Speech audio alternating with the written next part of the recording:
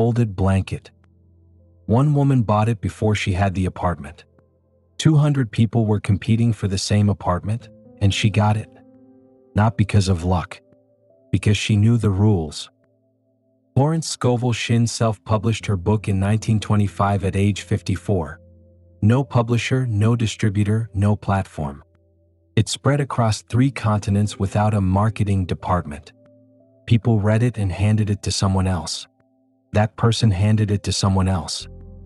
The law she described in the book was the same law that carried the book. She did not manage it. She trusted it.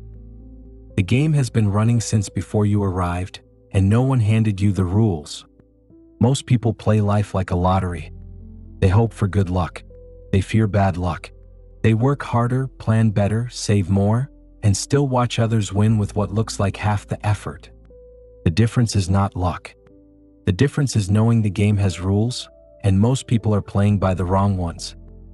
The law does not make exceptions for people who do not know the rules. It runs exactly the same for everyone.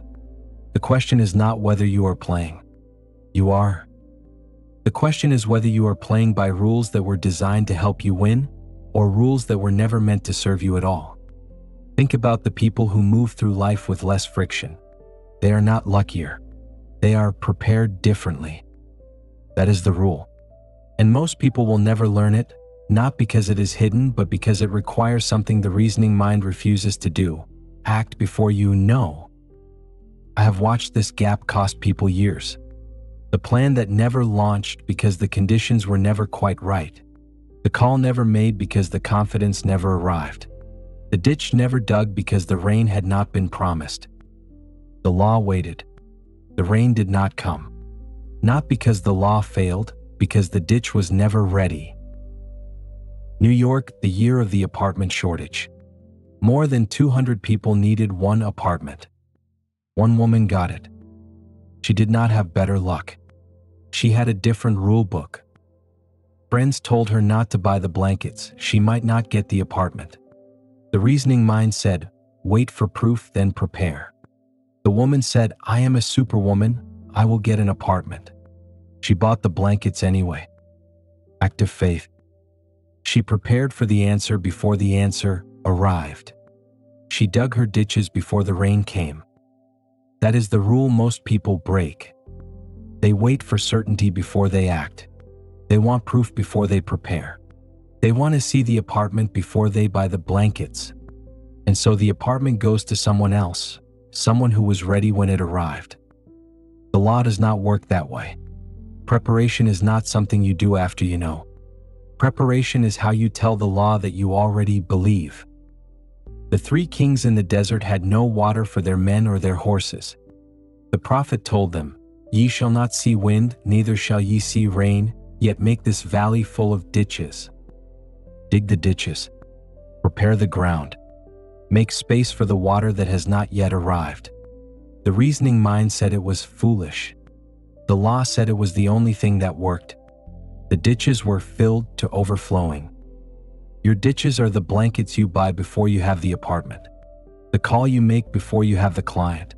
The sentence you speak before you feel the confidence. The preparation is not separate from the manifestation. It is the first stage of it. You do not prepare because you are certain. You prepare because preparation is the language the law recognizes as belief. Most people stay stuck because they refuse to prepare for a future they cannot yet see.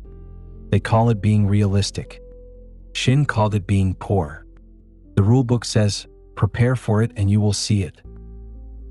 The apartment woman got her apartment. 200 other applicants did not because the law failed them, but because they had not prepared for the answer. They waited for proof. She bought the blankets. Hope is passive. Preparation is active.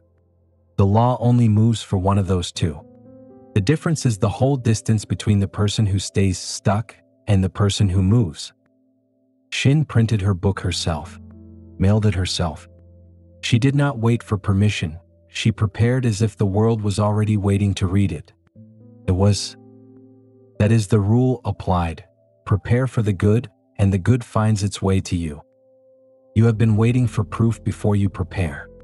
You have been saying, "I will believe it when I see it," and the law has been listening.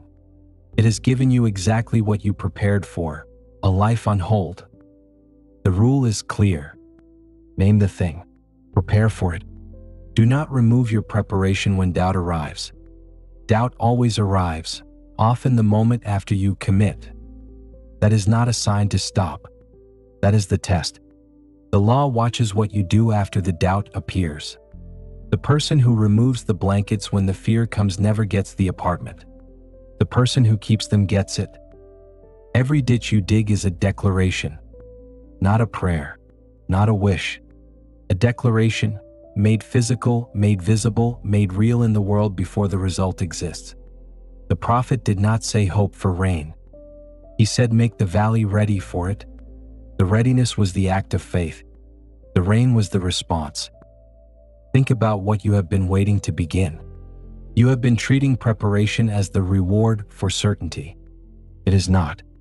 Preparation is the price you pay before certainty arrives, and the only currency the law accepts.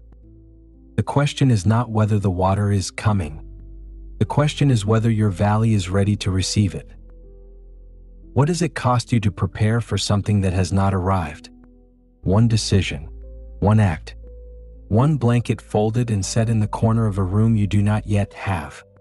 That is the whole price of entry, and most people refuse to pay it. The woman with the blankets did not know she would get the apartment. She acted as if she already had it. That is the difference. Not certainty. Action. She did not wait to feel sure. She bought the blankets because the hunch was stronger than the fear. And when the apartment was offered to her, she was ready. Not scrambling, not hoping. Ready? You already know the rule. You have always known it. You have felt it in the moments when you finally acted, when you made the call, sent the message, started the thing, and the world moved faster than you expected.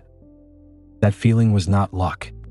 That was the law responding to preparation it had been waiting for. Most people break at the moment doubt arrives. They pull back.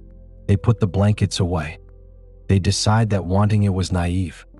The law does not judge their caution. It simply gives the apartment to the person who kept theirs. That is the only difference between the one who receives and the one who waits. Not talent, not timing, not luck. Preparation held past the point of doubt. The game rewards the ready, not the hopeful, not the talented, not the ones who waited longest for the right moment. The ones who dug the ditch before the rain came, who bought the blankets before the apartment was theirs, who spoke the word before the confidence arrived. Your ditch is waiting to be dug. The rain does not wait for the ready. It falls when it falls. The only question is whether your valley is prepared to receive it. The game rewards the ready. The game rewards the ready.